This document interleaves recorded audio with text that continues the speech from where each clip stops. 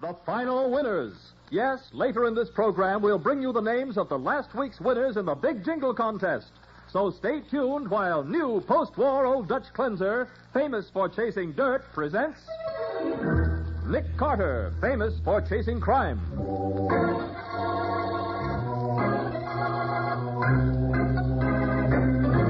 Every week at this time, two great names are joined as new post-war Old Dutch cleanser brings you one of the most resourceful and daring characters in all detective fiction, Nick Carter, Master Detective.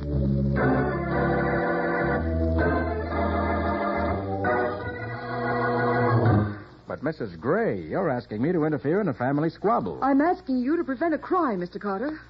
This girl is deceiving my father-in-law in order to get his money. But he's old enough to take care of himself. Then you refuse to help me, Mr. Carter? I'm sorry, but I do. Very well.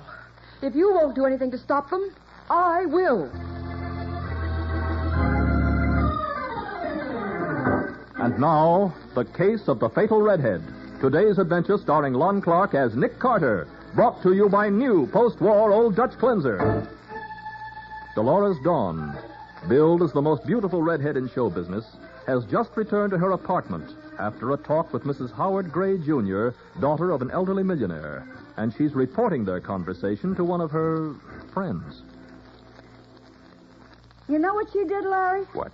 She offered me $50,000 if I'd please not marry her dear father-in-law. Well, you took it, didn't you? Are you kidding? I laughed in her face. Oh, but you're not going to marry him, Dolores. You can't. Who can't? Oh, the old fool's just waiting for me to set the day. But you love me. You know you do. Look, Larry, like I said, you and me are finished. Through, washed up. Now, will you get that through your head once and for all? Oh, honey, please, you don't mean that. You think I'd pass up $10 million for a two-bit trumpet player like you? Brother, what an ego. Dolores, I'm not going to let you marry him. Yeah? And how are you going to stop I don't know, but you're not going to marry him, and that's final.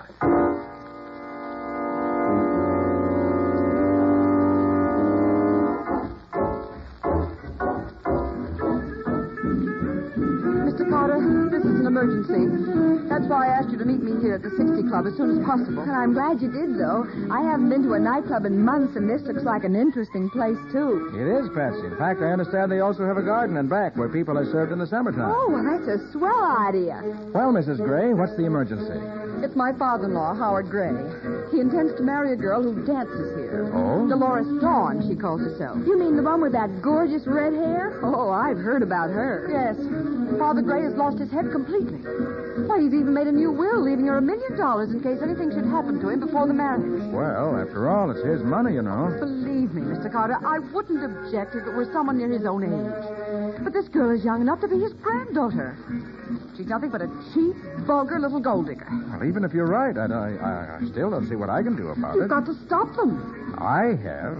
How? Well, I don't care how. But you've got to do something and do it quickly. I'm afraid they're planning to go somewhere and be married tonight. What?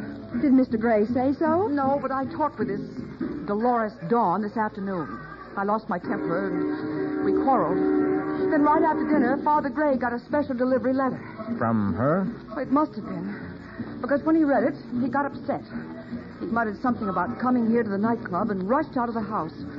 I asked him what was wrong, but he wouldn't even speak to me. Oh, Mrs. Gray, your father-in-law came in 15 or 20 minutes ago. He went back to Miss Dawn's dressing room. 15 or 20 minutes ago? I told you to let me know immediately if he came in. Well, I couldn't get away any sooner. My second trumpet man seems to be drowning his sorrows in drink tonight. He keeps wandering away from the bandstand. Oh, very well. Miss Bowen, Mr. Carter, this is Mark Brennan. He owns the club. Hello, Mr. Brennan. For the last time, Mr. Carter, will you help me? I'm sorry, Mrs. Gray, but your father-in-law's old enough to take care of himself. Very well. If you won't do anything to stop them, I will.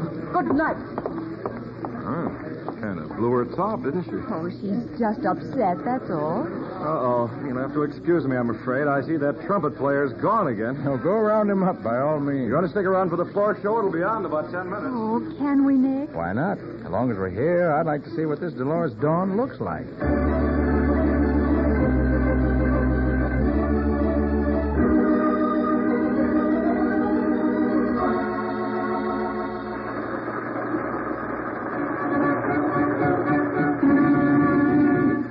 And now, ladies and gentlemen, your attention, please.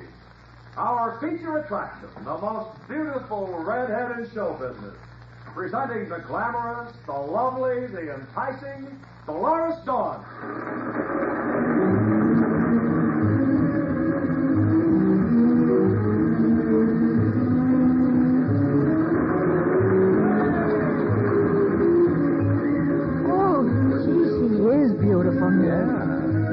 Understand why Howard Gray goes for her. Oh, Nick, there's Mr. Brennan waving at us. Where? See, over by the bandstand in the performer's entrance. Oh, yeah. Against those plush drapes, it's darn near impossible to see him in this light. Uh-huh. Funny, is he waving at us? Yes. You'd think he'd be busy. Nick, weren't those shots? They were, Patsy. It sounded as though they came from backstage. I think they better have a look.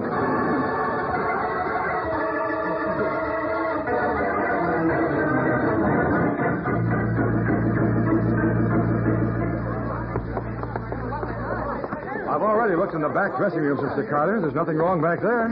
Well, how about this door, Brennan? It's locked. Well, there's nobody in there. That's my office. Well, here's another locked door. Well, that's Dolores' dressing room. Mark, what's going on? All that shooting broke up the show. We're trying to find out, Dolores. Open up your dressing room, will you? Well, those shots couldn't have come from my dressing room. Why not? Because Mr. Gray's in there. Besides, the door isn't locked. You're wrong, Miss Dawn. It is. It is. Well, that's funny. Unlock it, will you, please? Howard will let us in. Howard, open up. It's me, Dolores. You better unlock it. You don't think anything's happened to him, do you? I hope not. Unlock the door and we'll see. All right. There's a key in the lock now and on the inside. Here, give me your key. I'll knock the other one out. Yeah, that does it. Now. Nick, look. That Mr. Gray? Yeah, that's him. He's dead. Yes, you're right about that, Miss Dawn. Oh, Howard. Howard, darling. Been shot 3 times. Probably with his revolver on the floor beside him. Why, that's my gun. It was in the drawer of my dressing table.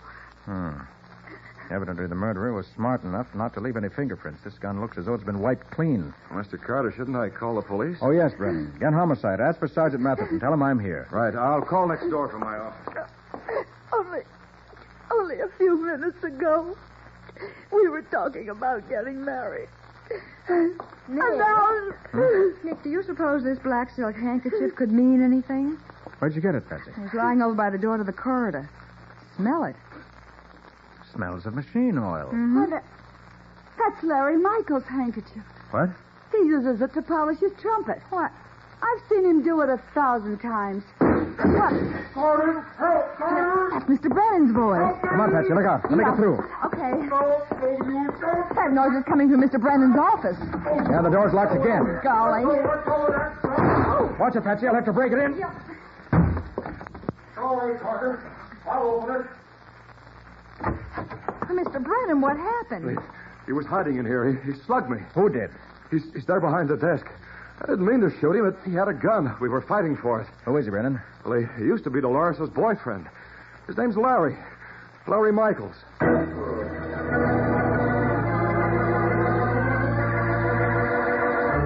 Within the space of a few minutes, 2 men have died violently backstage at Mark Brennan's 60 Club. And both of them were in love with beautiful red-haired Dolores Dawn. We'll see what happens in just a moment.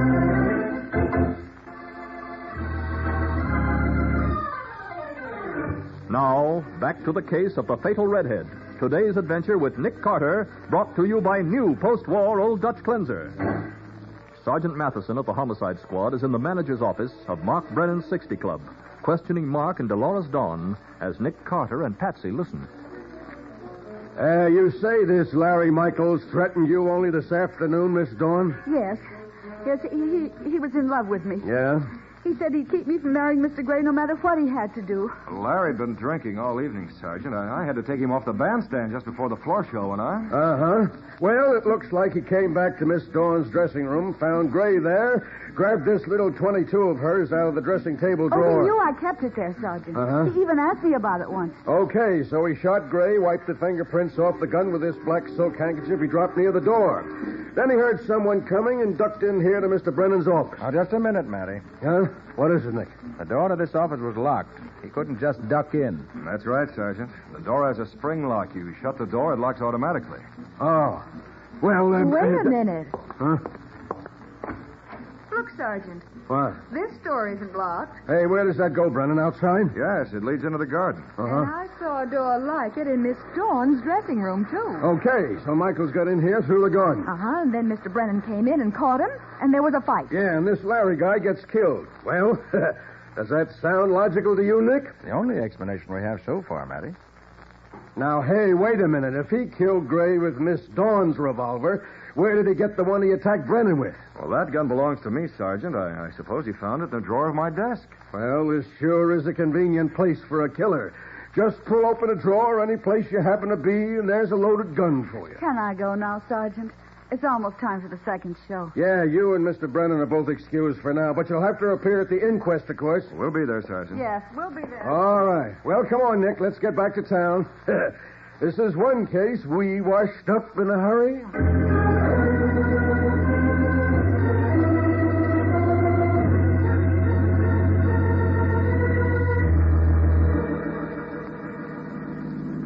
Headquarters, Officer Brian speaking. Hello, Brian. This is Sergeant Matheson. I'm on my way down to the morgue in Nick Carter's car. Yes, Sergeant. Now, I want you to have a lab man meet me at the morgue with equipment for a paraffin test. Okay, anything else? No, that's all, but tell him to hurry. Right. Well, the lab man will be waiting for us, Nick, but I'll be doggone if I know why you want him. Because I think that Larry Michaels didn't kill Howard Gray, and I want a chance to prove it. Yeah, but what makes you think he didn't, Nick? Well, that handkerchief you found, Patsy. Huh? I figure it was planted in Dolores Dawn's dressing room. I can't see any reason why anyone plant evidence on a guilty man. What do you mean the handkerchief was planted? How do you know? Because when a musician has a cloth which he uses to polish his instrument, he usually keeps that cloth in the instrument case, not in his pocket. Oh, that don't mean a thing, Nick. Maybe this time he did have it in his pocket. Maybe. Well, a paraffin test of Michael's hands will prove whether he fired a gun recently. Yeah, well, that's true. Okay, then. Let's wait and see what the test shows.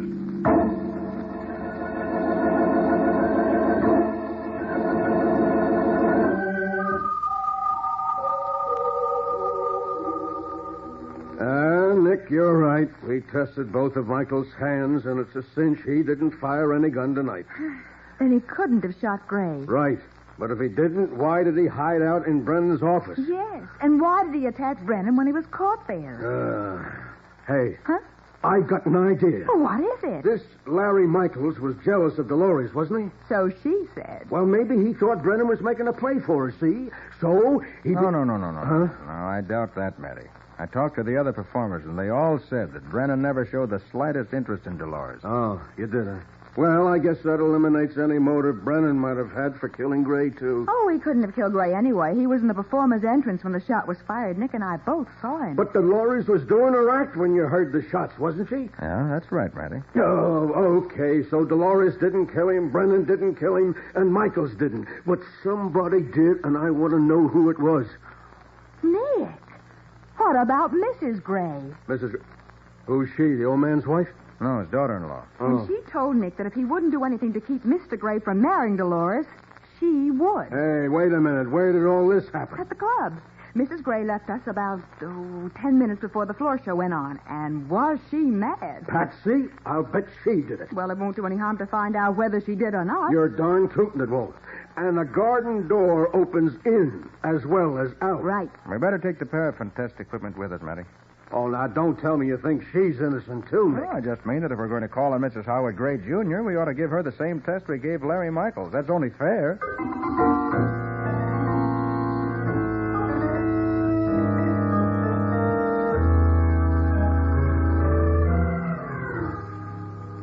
How dare you accuse me of such a thing? Now, look, I didn't say you killed him, Mrs. Gray. I simply said you had a reason to. But that's ridiculous. Okay. But you knew Mr. Gray was in Dolores' dressing room, and after you left Nick and Patsy, you could have gone outside and gotten in there through the garden door. Perhaps I could have, but I didn't. Well, after we make this paraffin test, we'll know whether you did or not. A paraffin test? What's that? What's a paraffin test, she asked? It's like this, Mrs. Gray. After a person's fired a revolver, there are always a few invisible powder specks left between the thumb and the forefinger. Yeah, so we coat that patch of skin with melted paraffin, let it harden, and when we peel it off, the powder comes with it. Then, by spraying the paraffin with a nitrate solution, the powder shows up as little blue specks. Yeah. Okay, Mrs. Gray. Hold out your hand. Now, please. just a minute, officer. Am I under arrest? No. Then but I refuse to submit to any such humiliation. I won't be treated like a criminal. Mrs. Gray, you want us to find the person who killed your father-in-law, don't you? Yes, of course I do. Then you should be anxious to help us eliminate every innocent person, including yourself. Well, yes, You but see, this isn't a test to prove that you're guilty. Firing a gun isn't evidence of murder. It's a test to show that you're innocent. I'm sure that you can't object to that. Well, no. Thanks, Mrs. Gray. All right, Matty, go ahead. I'm sure Mrs. Gray will let you give her the test now.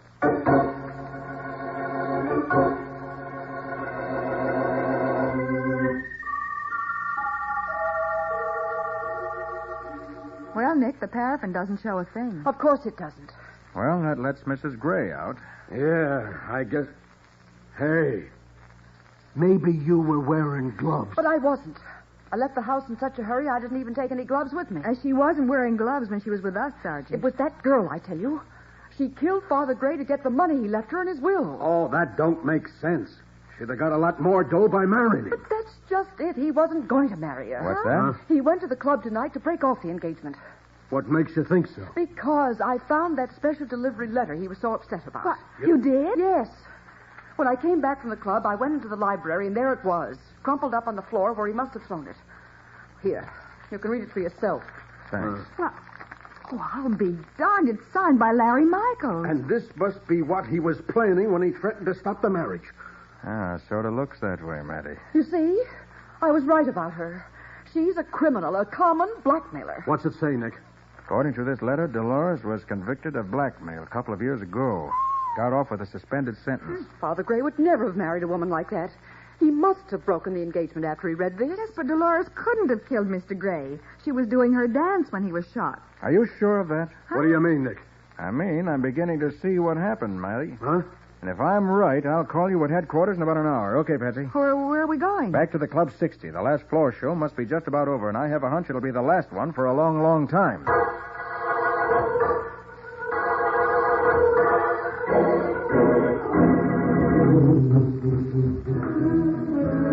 So is this where Brennan was standing when we heard the shots, Patsy? Yes, he was leaning against those plush drapes. And we've got the answer. Look. What? The drapes are scorched. And those holes are bullet holes. Brennan fired those shots himself. While we were looking straight at him. You mean while he was waving to us with one hand? The other hand was holding a gun behind these drapes. Probably with the drapes wound around it in order to muffle the sound and make it seem farther away. Huh. Look, he shot into the floor. You see the bullet holes? Sure, but why did he do it? Dolores must be still in her dressing room. Let's ask her the answer to that one.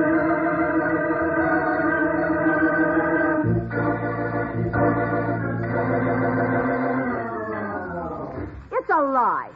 I was out there on the dance floor when Howard was killed, and you know it. You heard the shots. Everybody did. The shots we heard were fired by Mark Brennan, Dolores. You're crazy.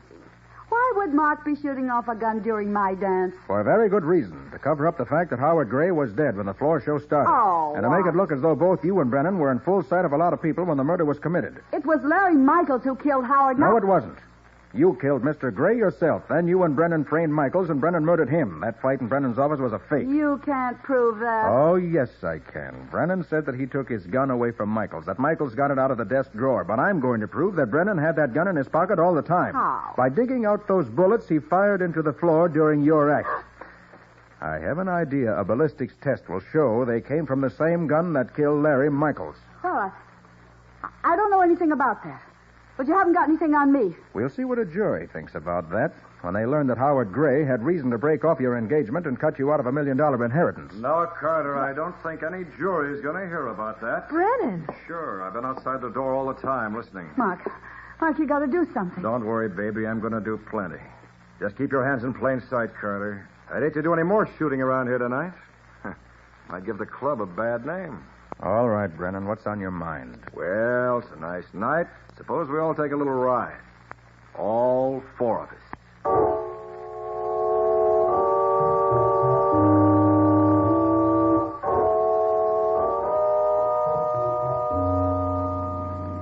I thought you said Dolores was coming with us, Mr. Brennan. He's following with my car. I thought it'd be cozier if I rode along with you folks. Turn right at the next crossroad, Carter. You're the boss, Brennan. This gun in my hand's the boss. The next crossroad. That's State Highway 84, isn't it? Yeah. There's a little summer resort out that way I want you to see. Ah, summer resort? Sure. With a nice, deep lake. Camp Carefree, they call it. It's nice and lonely. This ought to be a swell night for a swim. Swim? Oh, didn't I tell you? You two are going to set a new record for staying underwater.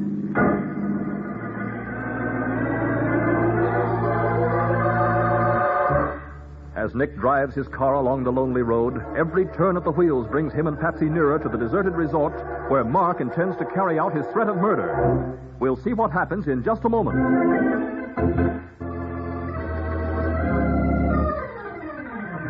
Now for the conclusion of the case of the fatal Redhead. Today's adventure with Nick Carter, brought to you by new post-war Old Dutch Cleanser. At the point of a gun, Mark Brennan has forced Nick to drive to a deserted summer resort, while Dolores Dawn follows in Mark's car. Well, here we are, Brennan. I guess this is Camp Carefree. Oh, it's so deserted out here. Yeah, isn't it? I couldn't have picked a better spot for a murder myself. That must be Dolores. You want us to get out, too? No, I'm going to leave you here in the car and run it off the end of the pier. Oh, no, That you... lake's 40 feet deep here, sweetheart. Everything all right, Mark? Everything's fine. Hey, look, Brennan. What's on your mind, Carter? I was just thinking. It wasn't hard to figure out that Dolores shot Howard Gray. Oh, it wasn't, eh? No, it wasn't. He was going to break off your engagement and cut you out of his will. But I still can't dope out how you got into this, Brennan. Oh, it was simple. I was in my office and I heard shots in Dolores' dressing room. So I walked in there just in time to see the little lady with a gun in her hand. And you covered for her? Why not? I didn't want to see her lose that $1 million she was going to inherit. Sure, you covered for me. For 50%. Oh, so that's it. And what did you do after that, Brennan? Well, we locked the door leading into the corridor and then went back into the club by way of the garden. And framed Larry Michaels by planting his handkerchief in Dolores' dressing room. That's huh? right. We had to have a fall guy, didn't we? All I had to do was yank Larry off the bandstand, knock him on the head, and leave him in my office. And then when you went in to phone the police, you pretended he attacked you and you killed him. Neat, wasn't it? Oh, the love of Pete, Mark, will you quit this yapping and get it over with? Well, you heard what the lady said, folks. Any last words? Yeah. There's just one thing I want to say, Brennan. Go ahead. If you're here, Matty, come on out. Hey, what the... Drop that gun, Brennan. Get your hands in the air. Mark, it's the cops. That's right. Sort of a reception committee, Brennan. Where do they come from? We took a shortcut. It saves time. I don't get it. You couldn't have known where we were headed for it, and nobody knew. Why, you told them yourself, Brennan. I told them. Sure. There's a two-way radio in Nick's car, and it's been turned on ever since we left the club. And Matty's had a man standing by at headquarters ever since I left him. A radio. You dumbbell. Letting him get away with a stunt like that? All the time you were giving me directions on how to get here. You are broadcasting direct to police headquarters.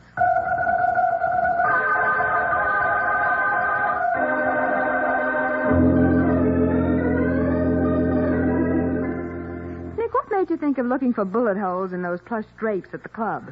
Well, Patsy, I was already suspicious of Brennan because it looked as though he framed that fight in which Larry Michaels was killed. Uh-huh. And after Mrs. Gray showed us that letter, it was pretty clear that Dolores had a strong motive for killing Gray. Yeah, but they both had such perfect alibis. I know, but when I began thinking back, I realized that even though we heard shots during Dolores' act, we had no way of knowing that those were the shots that killed Gray. Well, I thought it was funny that Brennan should be waving at us during the floor show when he'd only just met us. Yes, I thought so, too. Until it hit me that he probably wanted us to see him at that particular moment so we could establish an alibi. Well, I'm glad it's over anyway. And, Nick, the next time you want to take me out, Yes, Patsy. what do you say we go to a movie, huh? Nightclubs can be just a little bit too exciting.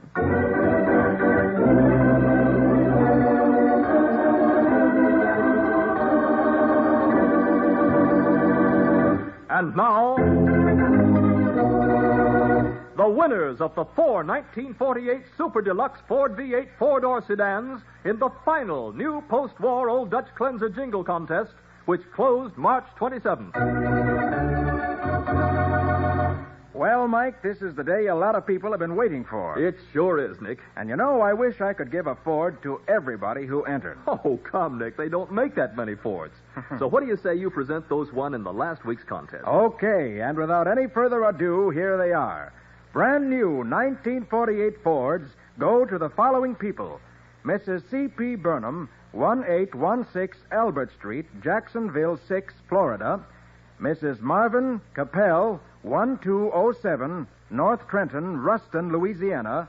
William H. Mountain, 1410 South Street, Toledo 9, Ohio. And Mrs. Johnny Wolar, 3644 South Elmwood Avenue, Berwyn, Illinois. Congratulations, you lucky people, and congratulations to all the other winners in this great contest.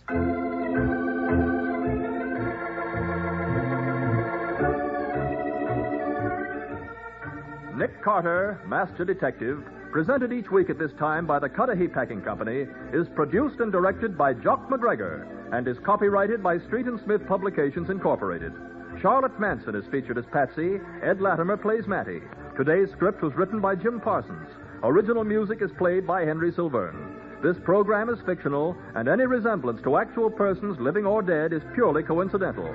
This is Michael Fitzmaurice saying, when minutes count, use new post-war Old Dutch Cleanser.